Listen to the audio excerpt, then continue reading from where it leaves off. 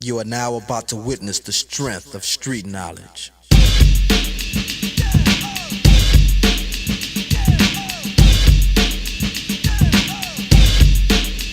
Straight out of Compton, crazy motherfucker named Ice Cube. From the gang called niggas with attitudes. So, some kids just living in Compton, they have big dreams to, become ghetto stars and all that. They go against everyone who ever put them down, and they put out an album, and it's a big hit, and they make it big and famous, and they become rich. There are white parents protesting these people. The news is trying to put them down at every turn. They still keep rising to the top. And the group disbands, they all become their own solo artists, and it's just this whole story of these people and their careers. Now, this movie already has a lot going for it going in, because there's a certain novelty to a biopic like this. The protagonists in this movie are well-known celebrities, so, seeing the events that made them famous is already fascinating on its own. More than that, these guys kind of started a revolution in music. They brought a new perspective to the mainstream. So it's fun seeing, the good side of them, the bad side of them, being able to understand them better as people through this film. But when you add to that a phenomenal cast, whoever cast this movie deserves all the credit in the world. They did a great job. O'Shea Jackson Jr., Ice Cube's son, as Ice Cube, is fantastic. In the beginning, we see all this pent-up frustration, which he expresses by writing down lyrics in a notepad. And the satisfaction that he gives us when we get to see him express himself in front of all these people, it's great. But then we still see the frustration as he feels like he's getting screwed over. Man, how great would that be to have your son play you in a movie and be great? That's crazy.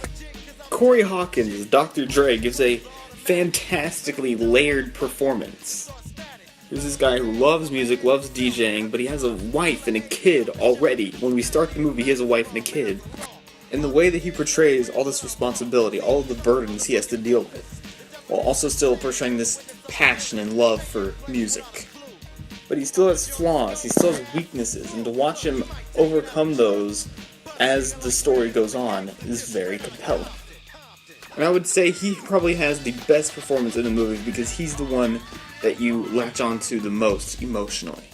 Jason Mitchell is so great as Eazy-E. He's cool, he's charming, he's got all the drugs and money.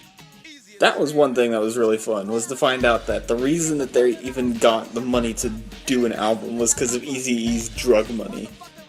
Jason Mitchell definitely portrays this arrogance of Eazy-E that is kind of, in a way, his downfall.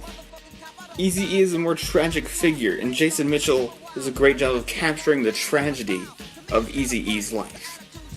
Paul Giamatti as Jerry Heller, the guy who gets NWA in the business, is so fantastic. First of all, he provides a personality that is so different from most other characters in the film. When he shows up, you're like, oh wow, this is a white guy, and I kind of like him. Oh my god. And he does such a great job of being both charming and at the same time being super sleazy. And the way that he delivers his dialogue is in a way where you believe that anyone would believe his deception. The way that he puts down ideas that Eazy-E has and things that Eazy-E says is in a way where you believe that that would work. Paul Giamatti is sleazy, he's funny, he's just this perfect combination of likable and hateable. This is a 2.5-hour movie. There's not a single moment that you're bored. There's not a single moment that feels unnecessary. We get to see what these very famous people were before they were famous. We get to see their inspiration for their lyrics and their art. We see their passion. We see them rise through the ranks. We root for them. And it all just flows together so beautifully. And it's an enjoyable movie for that whole 2.5 hours. Part of that is because this is such a well-edited movie, and part of that is because it's so fascinating to just see this revolution in music. F. Gary Gray did a phenomenal job directing this movie. This is a great-looking film.